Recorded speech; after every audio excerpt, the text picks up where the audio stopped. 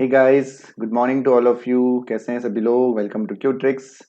यदि आप लोगों ने अभी तक नहीं किया है तो चैनल को जरूर सब्सक्राइब कर दीजिएगा और सब्सक्राइब करने के बाद बेल आइकन पे क्लिक करके ऑल पे जरूर क्लिक कर दीजिएगा। जो आज की क्लास है 10 बजे मैं लेने का डिसाइड किया, क्योंकि कुछ क्वेश्चंस कल की कंटेंट में कुछ क्वेश्चन बचे हुए थे। कल मैं नहीं करवा पाया था, अरिहंत के बुक के कुछ क्वेश्चंस थे और बहुत लंबा नहीं खींचना था इसको, क्योंकि आज रात के लिए मैं इसको खींचता तो आज रात में मेरा रीजनिंग कराने का मन है। रीजनिंग का पूरा जितना आपका सिलेबस है, हर टॉपिक के लगभग 10-10 क्वेश्चन आज हम लोग करेंगे रात को, है ना? जितना हो पाएगा 1-1.5 घंटे में, ठीक है। उनको हम लोग कवर करेंगे आज शाम, आज रात 9 से 10 वाली क्लास में। और इसीलिए जो क्वेश्चन बचे हुए थे वो मैंने सोचा कि सुबह 10 बजे करा लेता हूँ। लाइव कई सारे स्टूडेंट्स नहीं है, क्योंकि अनफॉर्चुनेट क्लास थी, तुरंत इन्फॉर्म किया मैंने 10 मिनट पहले ही। तो उम्मीद करता हूँ कि आप इस वीडियो को बाद में देख रहे होंगे, लाइव नहीं देख रहे हैं तो ठीक है। तो चलिए स्टार्ट करते हैं फिर आज की क्लास को हम लोग। और यदि लाइव नहीं है आप लोग, जो लोग लाइव हैं वेलकम, और जो लोग लाइव नहीं है रिकॉर्डेड जरूर पूरा देख लीजिएगा कि अच्छे अच्छे क्वेश्चंस इसमें मैंने लिए हुए हैं जो आपकी अरिहंत की बुक के ही हैं, ठीक है। तो चलिए बढ़ते हैं क्वेश्चन की तरफ। क्वेश्चन है आपका आपके सामने, एक सेकेंड। चलिए, तो क्वेश्चन आधे क्वेश्चन तो हमारे हो चुके थे, आधे से ज्यादा क्वेश्चन हो चुके थे अरिहंत की बुक के। कुछ क्वेश्चन बचे हुए हैं वो मैं आज करवा दे रहा हूं इस टाइम पे, इस ठीक है। तो पहला क्वेश्चन जो आपका है, 10 परीक्षणों का माध्य 14 है। यदि प्रत्येक परीक्षण में 5 जोड़ दिया जाए तो परिणामी माध्य क्या होगा, ये आपसे पूछा गया है, ठीक है। चलिए, कौन कौन है क्लास में एक बार मुझे बताएं। Who is in the class? काफी दिख रहे हैं मुझे, कई सारे लर्नर्स। मुझे बताएं कौन कौन क्लास में है। चलिए मैं डायरेक्ट सोल्यूशन करवा दे रहा हूं, बहुत ज्यादा सोचने की आपको जरूरत नहीं है। The mean of 10 test is 14 if 5 is added to each observation, what will be the resulting mean, आपसे पूछा गया। Good morning Babita, good morning. थोड़ा सा लेट हो गई बबीता आप, अभी मतलब लेट नहीं हुई है, क्वेश्चन ही अभी जस्ट शुरू ही है, पहला ही क्वेश्चन है ये, ठीक है। चलिए सॉल्व करिए और आंसर बताइए। और कई लोग लाइव नहीं है अभी, क्योंकि अनफॉर्चुनेटली मैंने बुलाया था, मैं बार बार कह रहा हूं, तो दोबारा रिकॉर्डेड जरूर देख लीजिएगा, ठीक है। तो 10 परीक्षणों का जो माध्य है, जो मीन है, वो 14 है। और यदि वो कह रहा है हर परीक्षण में यदि 5 हम जोड़ देंगे तो क्या आपका नया मीन होगा? Come on.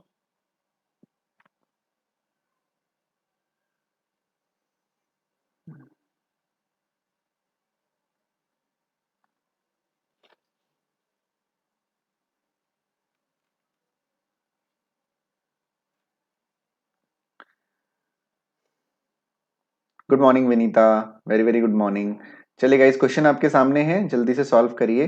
कुछ क्वेश्चन बचे हुए थे अरियन की बुक के मैथ्स के, वो मैं करवा दे रहा हूँ आज अभी इस क्लास में।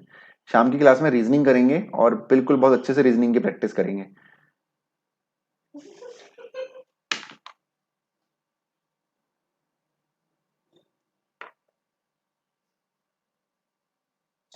चलिए,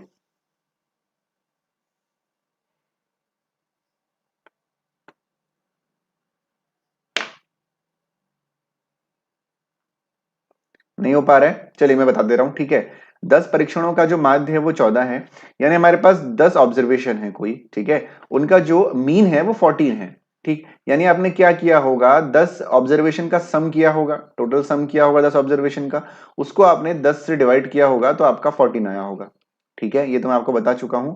तो जो सम होगा आपका उन 10 ऑब्जर्वेशन का, सम ऑफ 10 ऑब्जर्वेशन, 10 ऑब्जर्वेशन का जो सम होगा वो आपका होगा 140, ठीक है, 140 हो जाएगा। अब क्या कह रहा है कि प्रत्येक प्रेक्षण में यदि 5 जोड़ दिया जाए, यानी जो 10 ऑब्जर्वेशन थे हर किसी में यदि हम 5-5 ऐड करेंगे तो जो नया माध्य होगा वो क्या होगा। अब देखिए, यदि हम हर ऑब्जर्वेशन में 5 जोड़ेंगे तो टोटल कितना हो जाएगा 140 में।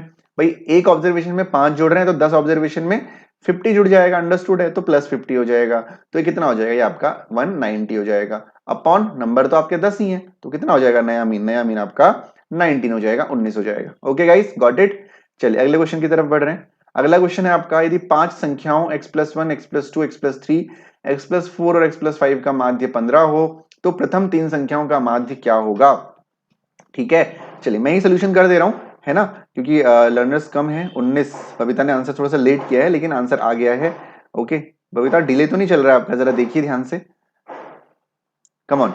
5 संख्याओं का जो माध्य है वो x+1 x+2 x+3 x+5 का जो माध्य है वो 15 है, तो प्रथम तीन संख्या यानी x+1, x+2 और x+3 का मीन क्या होगा? The mean of the 5 numbers x+1, x+2, x+3, x+4 and x+5 is 15. Then what will be the mean of first three numbers? Come on, कोशिश करिए। बैकग्राउंड नॉइज को थोड़ा सा अवॉइड करिएगा, दिन का समय है तो दिन में थोड़ा सा हल्ला गुल्ला रहता ही है।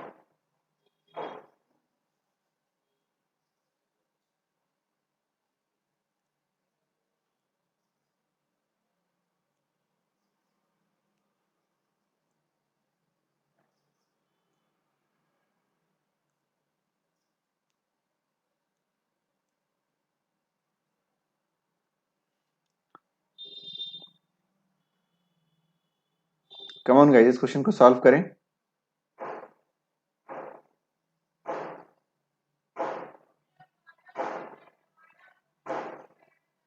चलिए, क्या करना है आपको? आपके पास 5 संख्याएं हैं जो कि इस प्रकार हैं x+1, इन सभी को आपस में ऐड कर देंगे, x+1 plus x+2 plus x+3 plus x+4 और प्लस x+5। पांचों को ऐड करने के बाद जब हमने इन पांचों को 5 से डिवाइड किया होगा तो हमारा कितना आया होगा? 15 आया होगा। ठीक है, यस, बबीता का आंसर 14.66 आ गया है। Very good Babita. चलिए, 5 और 4 9, 10 11 12 13 14 और एक 15 यानी x+15 है ना। x कितने हैं? 1 2 3 4 5 x हो गए यानी 5x+15 इज इक्वल टू कितना हो जाएगा? 15 इंटू 5 है ना। तो 5x की जो वैल्यू हो जाएगी वो आपकी हो जाएगी 15 पंजे 75 माइनस 15 15। तो x की वैल्यू हो जाएगी आपकी 0 और 6/5 यानी x की वैल्यू आपकी 12 आ गई। ठीक है, यानी पहला टर्म क्या होगा? x+1 यानी 12 + 1 13। दूसरा आपका जो होगा संख्या, दूसरी संख्या x+2 यानी 14 और फिर उसी तरह 15। इन तीनों का आपको मीन निकालना है यानी 13 + 14 + 15/3। ठीक है, ऐड करेंगे तीनों को, 5 4 9 और 3 12 कैरी 1 और 3 और 1 2 22/3 हो जाएगा। डिवाइड आप करेंगे तो ये हो जाएगा आपका कितना? 22 क्यों कह रहा हूं मैं? 30 एक मिनट, 3 और 1 4 42 42। ठीक है, तो 3 1 जा 3 हो जाएगा, 3 1 जा 3 14 आ रहा है बबीता, मेरा आंसर तो 14 आ रहा है। 5 4 9 10 11 12 कैरी 1 3 और 1 4 14 आ रहा है बबीता। 14.66 नहीं आ रहा है, 14 ही आ रहा है मीन। कहीं पे गलती हुई है आपसे, x की वैल्यू तो 12 ही है ना। Is it correct? बफरिंग हो रही है बहुत ज्यादा।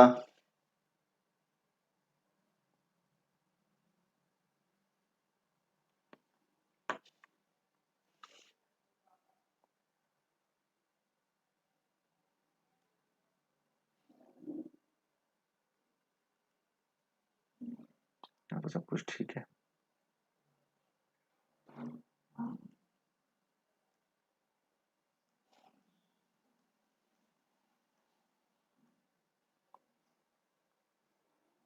हाँ जी, 14 ही है।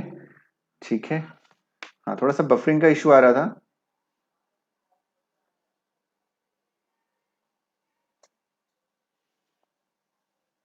चलिए, अब सब कुछ ठीक है, बढ़ते हैं अगले क्वेश्चन की तरफ। ठीक है, एक सेकेंड, कहाँ रह गया? हाँ ये है अगला क्वेश्चन। 21 24 29 30 32 27 29 35 45 42 38 33 की माध्यिका क्या है? What is the median? Median of 21 24 29 30 32 27 29 35 45। चलिए, मीडियन आपको बता रखा है, कम ऑन जल्दी से बताइए मीडियन क्या होगा। सभी को पहले आपको असेंडिंग ऑर्डर में लगाना है। जरूरत नहीं है असेंडिंग ऑर्डर में लगाने की, बिल्कुल है, क्योंकि एक नंबर मुझे दिख रहा है, कई सारे नंबर हैं, आपको असेंडिंग ऑर्डर में पहले लगाना है। चलिए जल्दी से बताइए क्या मीडियन होने वाला है इस क्वेश्चन के लिए। कमन बबीता बताइए, बबीता ही लाइव है मुझे लगता है, और भी एक आध लोग हैं बट रिस्पॉन्स नहीं कर रहे हैं। कमन,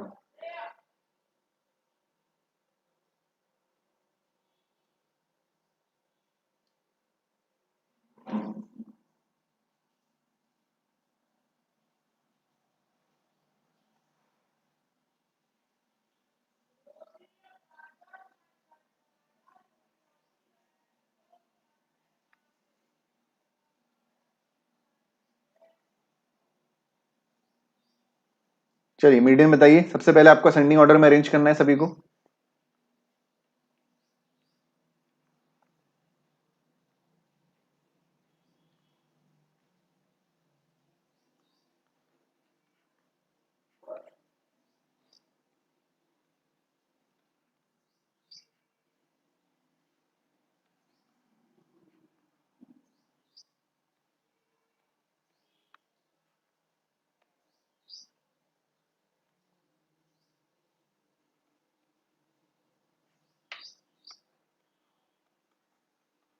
चलिए असेंडिंग ऑर्डर में अरेंज हो गया।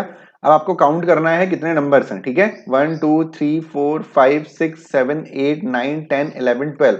जब भी मैंने कहा था कि इवन नंबर है तो उस केस में जो आपका मीडियन होता है वो क्या होता है, ठीक है। इवन नंबर कितने 12 हैं तो 6 को सेपरेट कर दीजिए। 1 2 3 4 5 6 इधर हो गए, 1 2 3 4 5 6 इधर हो गए। आपको मीडियन कैसे निकालना है, 30 प्लस 32 अपॉन कितना हो जाएगा, 2 हो जाएगा, ठीक है। तो ये कितना हो जाएगा, 62/2 हो जाएगा, यानी 31.5 नहीं, हाँ 31.5 आपका आंसर हो जाएगा।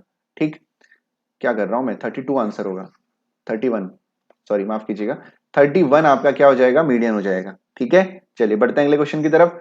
क्योंकि जब भी हम ऐसा क्वेश्चन करते हैं तो आपका ये वाला टर्म और ये वाला टर्म का प्लस करके अपॉन हम 2 करते हैं। ठीक है, 31 आंसर हो जाएगा। बढ़ते हैं अगले क्वेश्चन की तरफ। अगला क्वेश्चन आपके सामने है, अब ये है आपका रिप्रेजेंटेशन ऑफ डेटा का क्वेश्चन।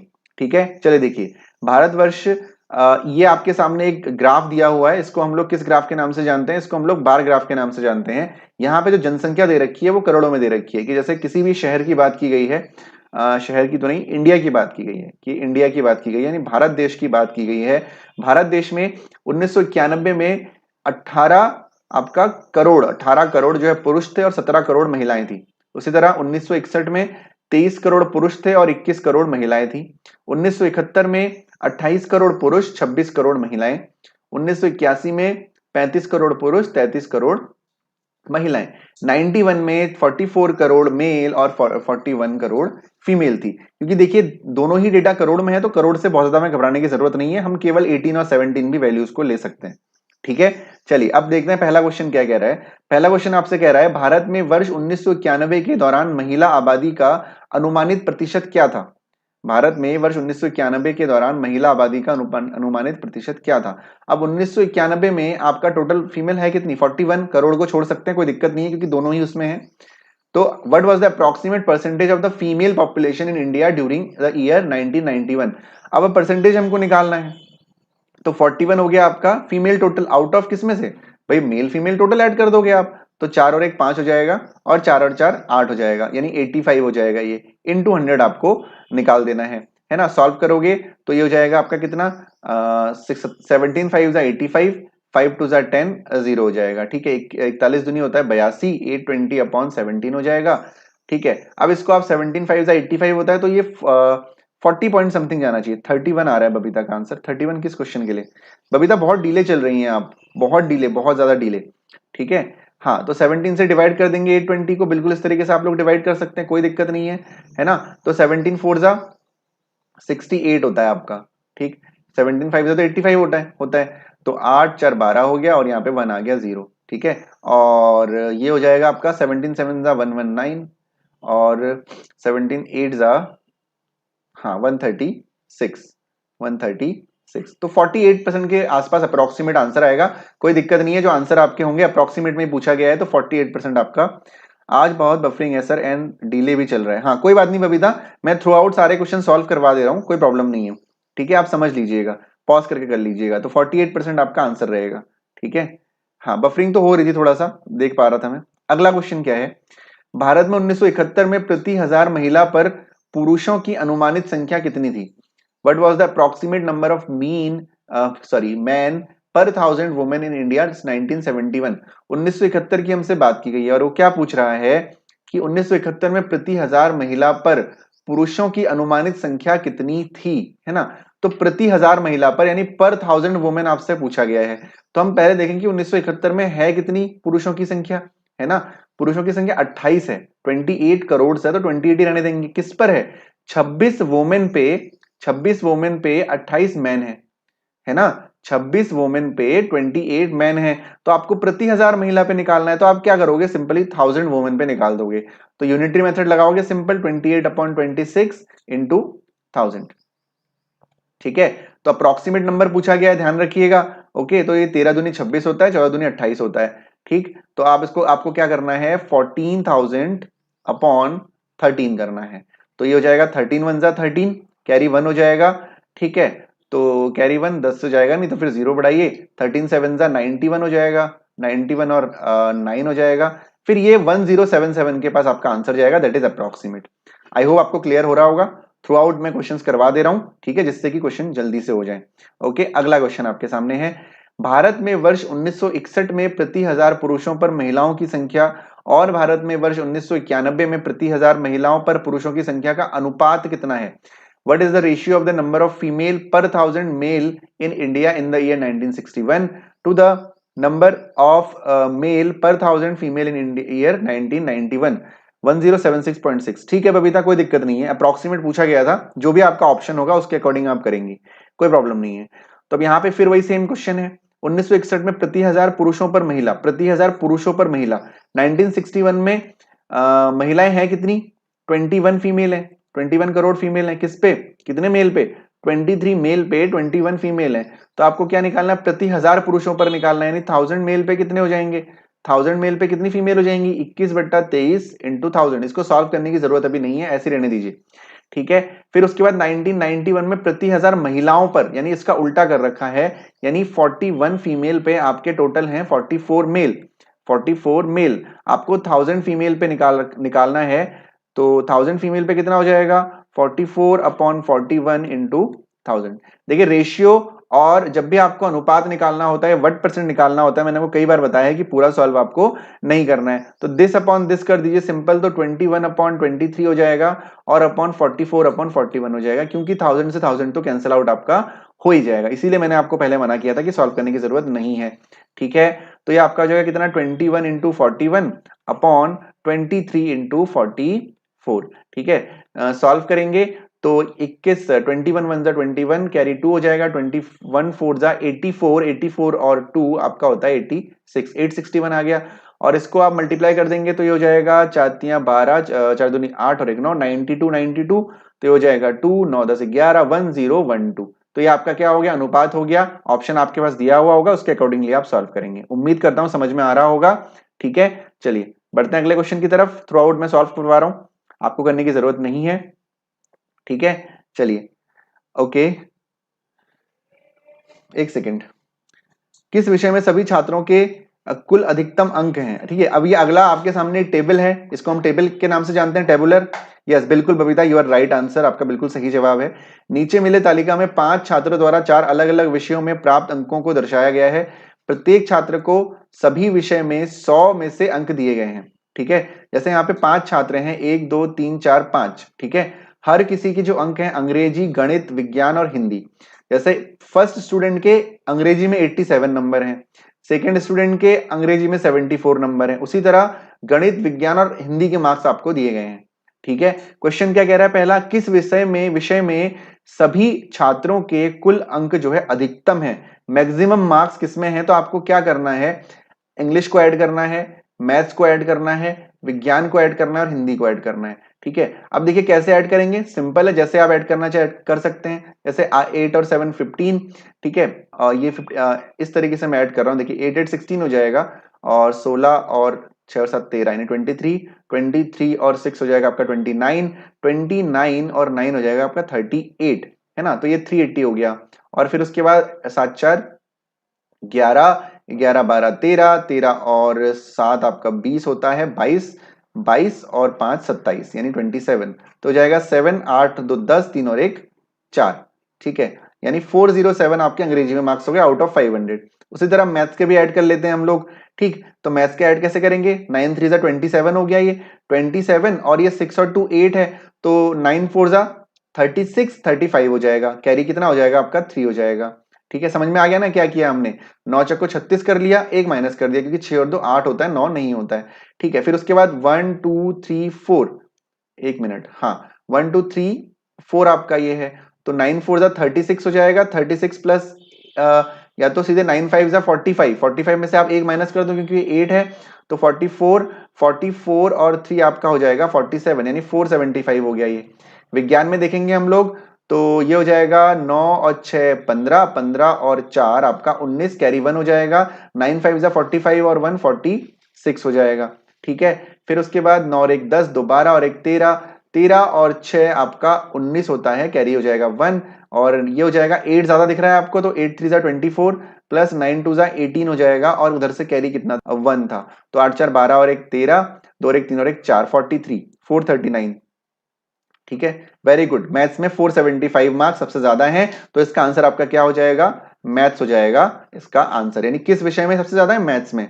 ठीक है, वेरी गुड बबीता, बिल्कुल सही जवाब। जो इसमें हमेशा ध्यान रखना है, रिप्रेजेंटेशन ऑफ डेटा में जो वैल्यूज आपको दी हुई हैं उनको नोट करते हुए आपको चलेंगे। ठीक है, कि कई बार, हाँ कई बार ऐसा होता है कि कुछ वैल्यूज जो रिलेटेड आ जाती हैं, कि भाई अगले क्वेश्चन में आपसे पूछ लिया कि अंग्रेजी में टोटल मार्क्स बताओ, तो आप दोबारा ऐड तो नहीं करोगे, तो इन नंबर्स को ऐसे आप एक जगह लिख लिया करो या इस तरीके से ऐड किया करो कि डेटा आपको बाद में दिख जाए। ओके, अगला क्वेश्चन करते हैं। किस छात्र ने सभी 4 विषयों को मिलाकर सर्वाधिक अंक प्राप्त किए हैं? जैसे आपने पहले ऐसे ऐड किया था, अब आप ऐसे ऐड करोगे। ठीक है, इस तरीके से ऐड करोगे जल्दी से। चलो, अब स्टूडेंट 1 ने कितना किया आपने, चलिए 9 7 और 6 13 और 1 14 कैरी 1। ठीक है, और ये 9 2 18, 9 2 18 क्योंकि 2 कम हो जाएगा टोटल, तो 9 4 36, 36 में 2 34, 34 और 1 35, 354 आ गया टोटल। ठीक है, और ये आपका हो जाएगा 9 9 18 और 4 4 8, यानी 9 27, 27 का 26 कैरी 2 हो जाएगा। और ये आपका कितना हो जाएगा, 9 2 18, 8 8 16 26, 6 7 13 आपका 33, 33 और 2 आपका हो जाएगा 35।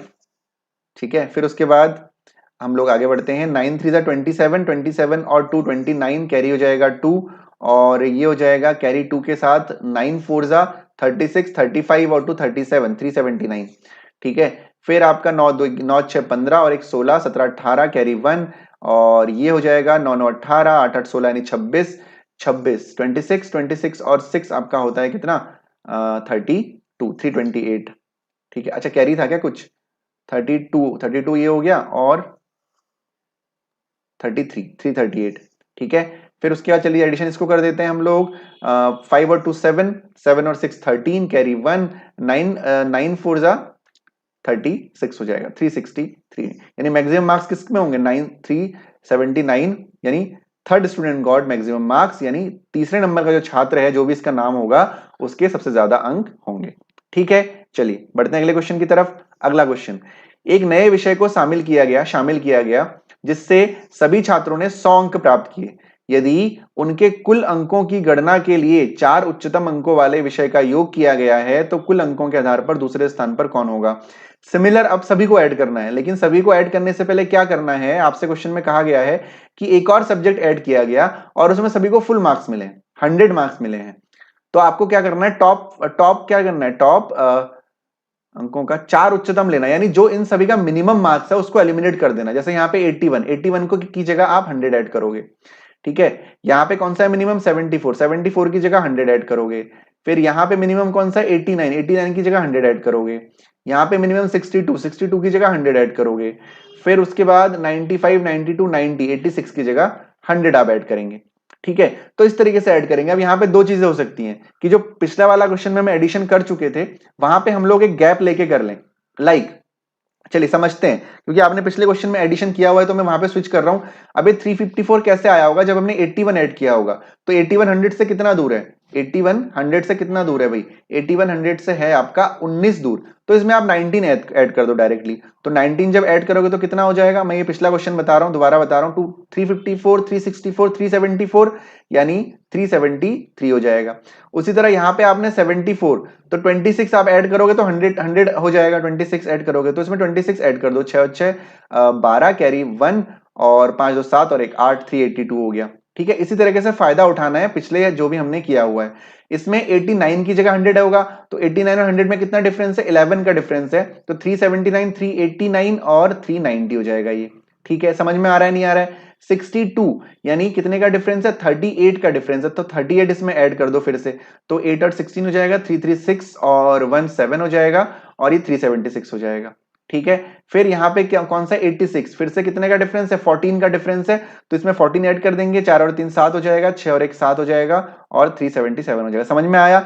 ये जो हम क्वेश्चन कर रहे हैं, ये अगले वाले क्वेश्चन को हम यहाँ पे सॉल्व कर रहे हैं। समझ में आ गया होगा किस तरीके से हम टाइम को अपने बचा सकते हैं। दोबारा ऐड करने से अच्छा है कि आप जो पुराना डेटा आपने निकाला हुआ है उसका आप यूज करें।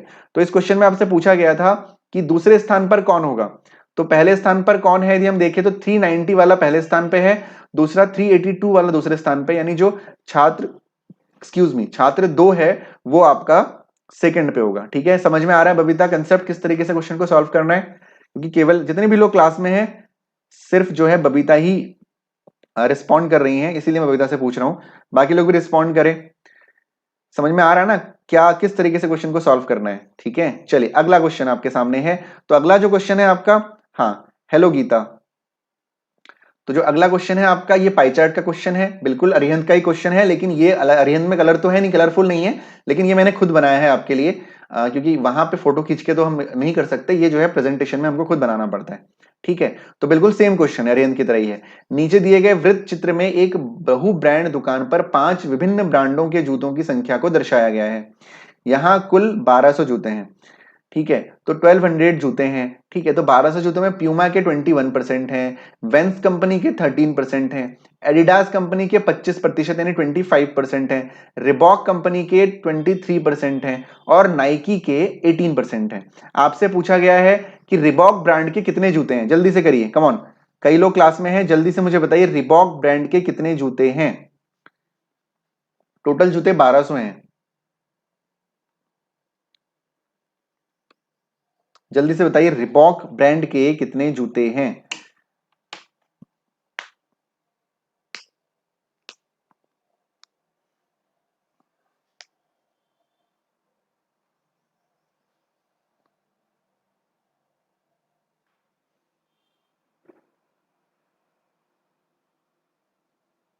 276, पूजा का आंसर है 276। पूजा, पूजा गीता, आई थिंक आप लोग पहली बार लाइव हैं, रात को 9 बजे लाइव आते नहीं है मेरे ख्याल से, है ना? उस समय समय नहीं होता होगा, जो भी है। चलिए, रिबॉक ब्रांड का कितना प्रतिशत है? 23% है। तो सिंपली आपको 1200 का 23% निकालना है। तो हमेशा 1200 गुणा 23/100 लिखने की जरूरत नहीं है, क्योंकि आपको अंडरस्टूड होना चाहिए कि 100 के 2 जीरो से 1200 के 2 जीरो कैंसिल आउट हो जाएंगे। तो 12 गुणा आपको क्या करना है? 23 करना है, 12 इंटू 23 करना है। 12 थ्री सा कितना होता है? 36 होता है, कैरी 3 हो जाएगा, 12 टू सा 24, 24 और 3 आपका 27, 276 हो जाएगा। ठीक है, क्लियर है? चलो बहुत बढ़िया, ओके गीता, नो प्रॉब्लम आज। हाँ ठीक है, तो बढ़ते हैं अगले क्वेश्चन की तरफ। ओके, अगले क्वेश्चन में बढ़ने से पहले आज शाम को जो 9 से 10 वाली क्लास होगी, कोशिश करेंगे उसको 10:30 से 11 तक खींचें, क्योंकि आज की शाम की क्लास में रीजनिंग वाला जो आपका पोर्शन है, उसके हर टॉपिक के कम से कम 5, एटलीस्ट 5 क्वेश्चन मैं करवाऊंगा। ठीक है, एटलीस्ट 5 क्वेश्चन, यदि आज 10:30 तक भी क्वेश्चन वो सारे कवर नहीं हो पाते हैं तो कल करेंगे हम लोग, डोंट वरी, यानी 2 पार्ट में ब्रेक करके करेंगे भले ही, है ना? तो 5-5 क्वेश्चन कम से कम, किसी किसी में 10-10 क्वेश्चन भी हैं, 7-7 क्वेश्चन भी हैं। आधा जो आपका कंटेंट है पीडीएफ है, मैं बना चुका हूं, बाकी पे मैं अभी भी काम कर रहा हूं। तो कोशिश करें आज रात 9 से 10:30 लाइव रहने की, क्योंकि रीजनिंग की बहुत जबरदस्त हम लोग प्रैक्टिस करने वाले हैं। सारे टॉपिक आपके, जितने भी टॉपिक आपके सिलेबस में हैं, उन सबको हम लोग कवर करेंगे आज। ठीक है, तो चलिए बढ़ते हैं अगले क्वेश्चन की तरफ। प्यूमा तथा वेंस के जूतों की संख्या में कितना अंतर है? प्यूमा तथा वेंस के जूतों की संख्या में कितना अंतर है, जल्दी से बताइए। ये आपका प्यूमा है, ये आपका वेंस है? चलो, प्यूमा और वेंस के जूतों की संख्या में कितना अंतर है? Come on.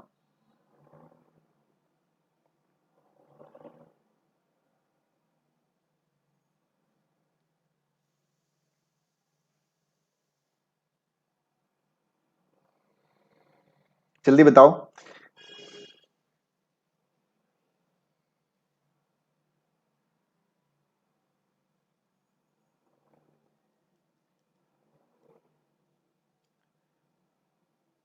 सर नेट बहुत स्लो है, कुछ दिख नहीं रहा, बस आवाज आ रही है।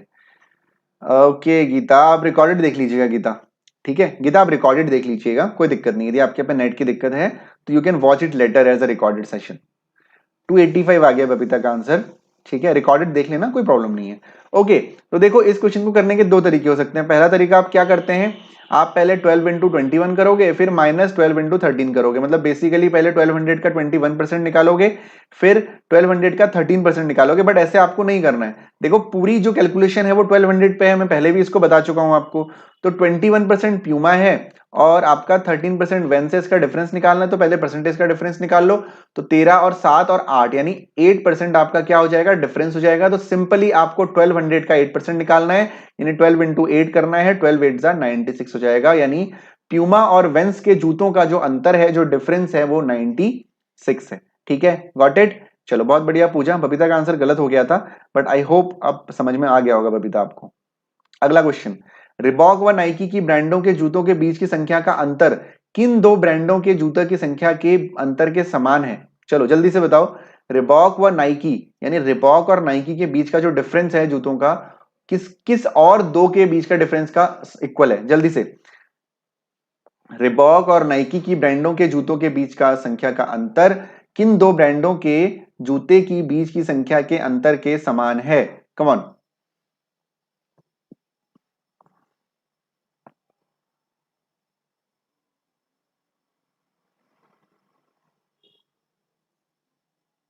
जल्दी से बताइए।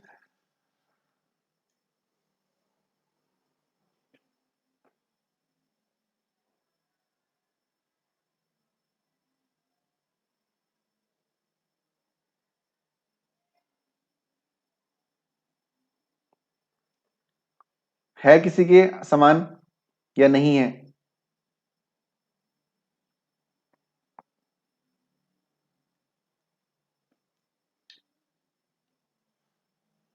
चलिए देखिए, इस क्वेश्चन में आपको 1200 से कोई मतलब नहीं है। ठीक है, आपको 1200 से कोई मतलब नहीं है। आपके सामने पूरी कैलकुलेशन दे रखी है जो कि पूरी की पूरी 1200 पे ही होगी।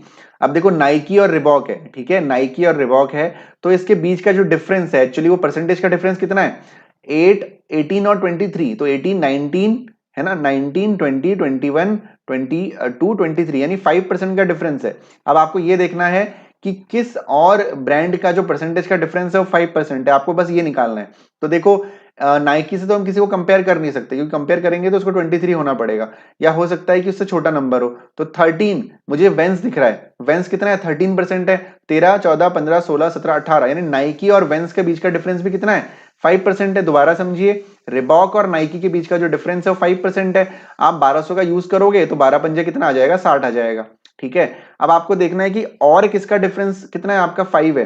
तो भाई नाइकी और वेंस मुझे दिख रहा है, यानी नाइकी और वेंस का बीच का डिफरेंस मैं निकालूंगा तो 18 माइनस 13 कितना होता है? 5 होता है, यानी भी 5% है। तो 12 5 जा कितना हो जाएगा? 60 हो जाएगा। यानी आपका आंसर होगा नाइकी और वेंस जो है, इन दोनों के बीच का जो डिफरेंस है जूतों का, वो इक्वल है किसके? नाइकी और रिबॉक के। क्लियर है सभी को? Make me confirm in the comment section guys. Is it clear to all of you? सबको समझ में आ गया है नहीं? जल्दी बताइए, समझ में आ गया?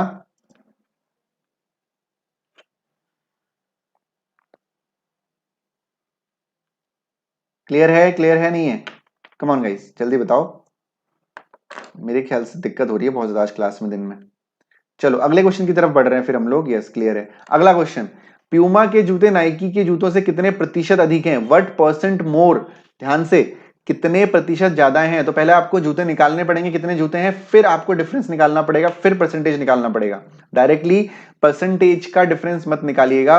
प्यूमा के जूते नाइकी की जूतों से कितने प्रतिशत अधिक हैं? चलिए जल्दी से निकालिए, कमन। प्यूमा के जूते नाइकी की जूतों से कितने प्रतिशत अधिक हैं? प्यूमा 21 है और नाइकी 18 है।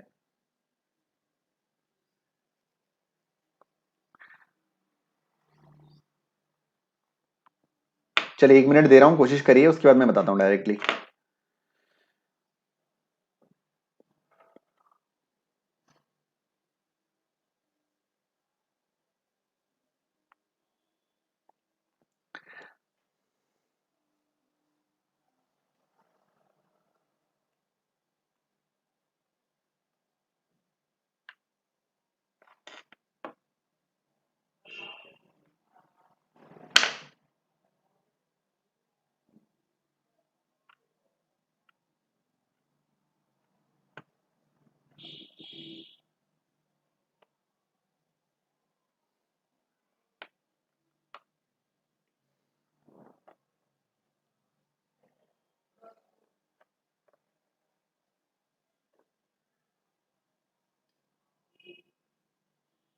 चलिए भाई, इतना टाइम टेकिंग क्वेश्चन नहीं है।